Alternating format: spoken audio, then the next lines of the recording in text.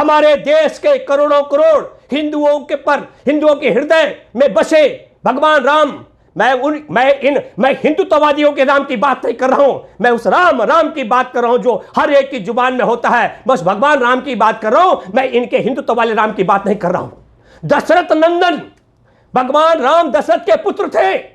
इन्हीं आरएसएस के इशारे पर संजय निषाद ने कहा कि नहीं, भगवान राम दशरथ के नहीं बल्कि अवैध थे, वो श्रृंग ऋषि की औलाद थे। इसका मतलब यह हुआ, उसने कहा कि खीर खा के बच्चे पैदा नहीं होते हैं। इसका मतलब यह कहा गया है, संजय निषाद ने कहा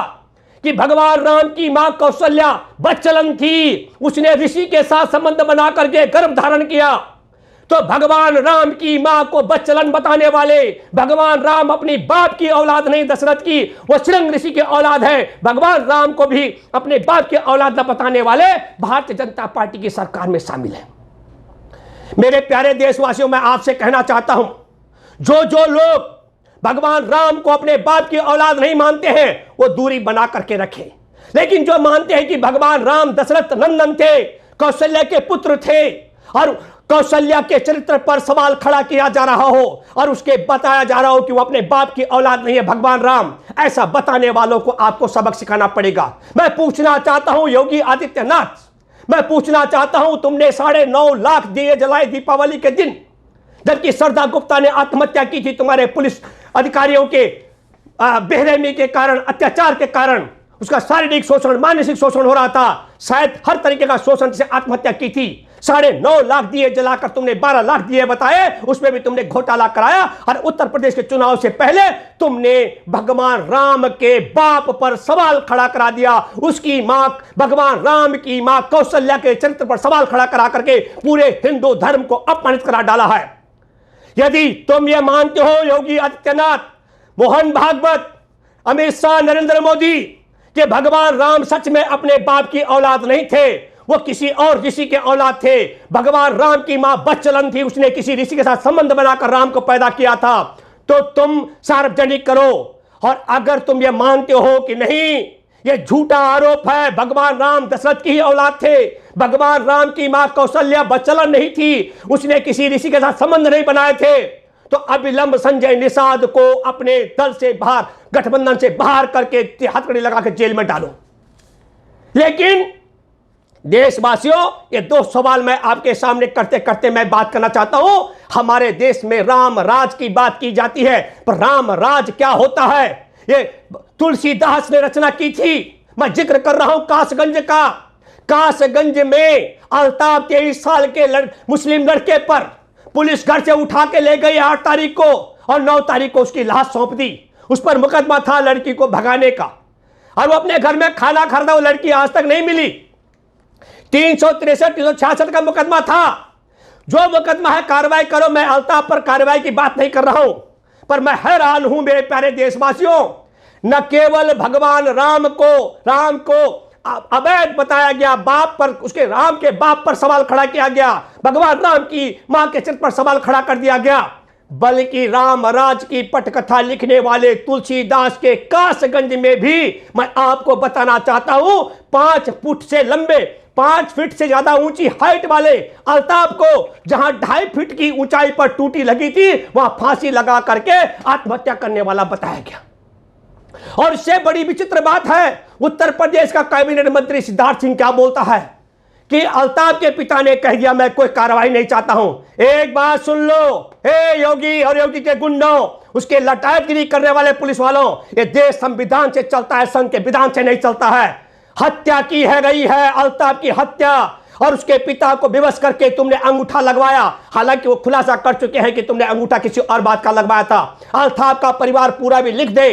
कि हां हमको कार्रवाई नहीं चाहिए, लेकिन मैं कहता हूं हमारे देश का कानून इजाजत नहीं देता है। अल्ताफ की हत्या करवा दी गई, ये बात मैं इसलिए जोड़ के कह रहा हूं आपसे, आप समझ लीजिएगा। अभी आपके सामने पहले अरुण वाल्मीकि की हत्या कर दी गई, उससे पहले मनीष गुप्ता की हत्या कर दी गई, लेकिन अल्ताफ की हत्या का अलग कारण है। 2 संदेश देने थे एक तो इन्होंने पहले कह दिया, ये संदेश पहुंचा दिया कि राम हराम के थे, अपने बाप के नहीं थे, किसी और ऋषि की संतान थे, उनकी मां कौशल्या बच्चलन थी, और रामायण के रचनाकार मैं ऋषि वाल्मीकि को तो पहले डकैत बताया था। अब तुलसीदास के कासगंज में भी 2.5 फीट की ऊंचाई पर बनी टूटी में 5 फीट के जवान की हत्या करवा दी गई, आत्महत्या दिखाई गई। मैं भूपेंद्र रावत चैलेंज करता हूं, उस 2.5 फीट की ऊंचाई वाली टूटी पर सिद्धार्थ सिंह तुम्हारे कुनबे का कोई भी आदमी बैठ के आत्महत्या कर दे, मैं भूपेंद्र रावत भीख मांग करके 10 लाख रुपए नहीं 11 लाख का मुआवजा दिलाऊंगा। तुमने 10 लाख का मुआवजा दिया अरुण वाल्मीकि को, 40 लाख का मुआवजा देता हूं मनीष गुप्ता को। जातियों के हिसाब से भी पहले हत्या करते हो और हत्या करने के बाद मुआवजे की भी राशि तय करते हो। मैं इसलिए मेरे प्यारे देशवासियों आपसे कहना चाहता हूं, अचानक ये कैसे हो सकता है कि भारत की आजादी के अमृत महोत्सव मना रही हो भारत की सरकार, अधनंगी महिला को पद्मश्री से नवाजा जाए और वह देश की आजादी को भीख में मिली आजादी बता दे, और देश की आजादी के लिए शहादत देने वाले जेलों व्यतीत रहने वाले महापुरुषों को भिखारी बता दे, और हमारे देश की उस अधनंगी महिला को पद्मश्री से नवाजने के बाद कानों पर जूं न रेंगती हो, और हमारे देश में जिस जगह तुलसीदास का कर्मस्थली में अल्ताफ की हत्या की जाती हो, 2.5 फीट की ऊंची टूटी बताकर आत्महत्या की, और सरकार मौन लगाती हो, सिद्धार्थ सिंह उसका पक्ष लेते हो। और मैं तीसरी बात कहना चाहता हूं, हमारे देश में भगवान राम जिस करोड़ों करोड़ के हृदय में बसे हुए भगवान राम को अवैध संतान बताया जाता हो, किसी ऋषि की, श्रृंग ऋषि की, वह अपने बाप दशरथ की औलाद नहीं है, और उनकी मां कौशल्या का चरित्र पर सवाल उठाया जाता हो। यह सवाल मैं आप लोगों से करना चाहता हूं। मैंने पहले भी कहा था कि केदारनाथ में जूते पहन करके घुसने वाला अधर्मी, हमारे देश की सीमा पर कब्जा करवा करके चीन का उस पर कान न लगाने वाला देश का गद्दार, और हमारे देश में को स्मगलिंग का अड्डा बनाने वाला देश का गद्दार। और मैं फिर कहना चाहता हूं, अभी 24,000 करोड़ रुपए की हेरोइन पकड़ी गई है गुजरात में, तो देश को स्मगलिंग का अड्डा बनाने वाले, देश में नफरत फैलाने वाले, देश में मुसलमान दलितों की मॉब लिंचिंग कराने वाले, देश के किसानों को सड़क पर उतारने वाले। और मैं कहना चाहता हूं 2018 से एसएससी के रिटर्न टेस्ट भी, लिखित और भौतिक टेस्ट क्लियर कर चुके किसानों के बच्चे 54,000 से ज्यादा, 1,10,000 वैकेंसी है मोदी, और तुम उन 54,000 बच्चों का 2018 से उनकी आयु, उनका ओवर एज होने जा रहा है, उनको तुम नौकरी नहीं दे रहे हो। और मैं हैरान हूं, अफसोस होता है कि मोदी तुम्हारी पुलिस राजधानी दिल्ली में संसद की चौखट पर उनको परमिशन भी नहीं दे रही है विरोध प्रदर्शन करने का। किसान खेत में अन्न पैदा करता है, उसकी फसल का दाम नहीं मिलता है, उसका बेटा पढ़ लिख करके टेस्ट क्लियर कर दे, उसका बेटा भाग दौड़ करके अपना शारीरिक टेस्ट भी क्लियर कर दे, और वह नौकरी नहीं पाता है। यह बहुत अफसोस की बात है। तो मेरे दोस्तों, मैं आपको बताना चाहता हूं, किसान को फसल नहीं मिल रही है, उसके जवान बेटों को लिखित में टेस्ट क्लियर करने के बाद नौकरी नहीं मिल रही है, भगवान राम के बाप पर भी सवाल खड़ा कर दिया गया, मां को बच्चलन बताया जा रहा है, और तुलसीदास की कर्मस्थली में हत्या करके आत्महत्या बताया जा रहा है, और हमारे देश की आजादी के